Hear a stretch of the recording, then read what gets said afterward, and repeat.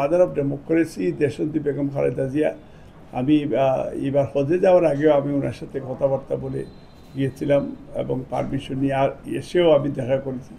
উনি আমাকে লন্ডন থেকে আসার সময় ওনার সাথেই করে আমাকে আমার ওয়াইফ আমরা একসাথে একই ফ্লাইটে যে কাতারি এয়ার অ্যাম্বুলেন্সে উনি আমাকে ডক্টর জাহিদ ভাই ওনাদের টিমের সাথে আমাকেও নিয়ে আসছেন এবং আমাকে বলেছেন দেশন্তি বেগম খালেদা জিয়াতে এখন আমি আর দেশের বাইরে না যাওয়ার জন্য এবং দেশে থেকে দেশের মানুষের সেবা করার জন্য এবং আমিও সেইখানে আমিও প্রতিজ্ঞা বদ্ধ যে আমিও ইনশাল্লাহ থাকবো, আমিও কথা দিয়েছি।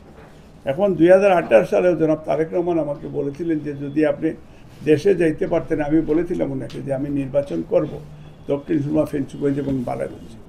তো উনি বলেছিলেন যেহেতু আপনি যেতে পারবেন না, কারণ আপনার ফেসিস্ট হাসিনা বিরুদ্ধে আন্দোলনে আপনাকে তারা বিভিন্নভাবে হ্যারাস করছে, যেমন দেশে আমার বাড়ি পুড়িয়ে দিয়েছে, তারপরে আপনার 2বার রাশিয়ান হিটম্যান দিয়ে লন্ডনে আমার বাড়ি অ্যাটাক করেছে, আমার গাড়িতে টাকার ফিট করে।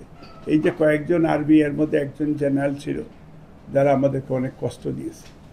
তো এবং এইবার আমি সত্যিকার অর্থে আমিও এবার আমি চাই যে আমার জীবনের শেষ টাইমটা আমি এখন রিটায়ার্ড লাইফ, আমি দেশের মানুষের পাশে থেকে আমি দেশের সেবা করবো ইনশাআল্লাহ।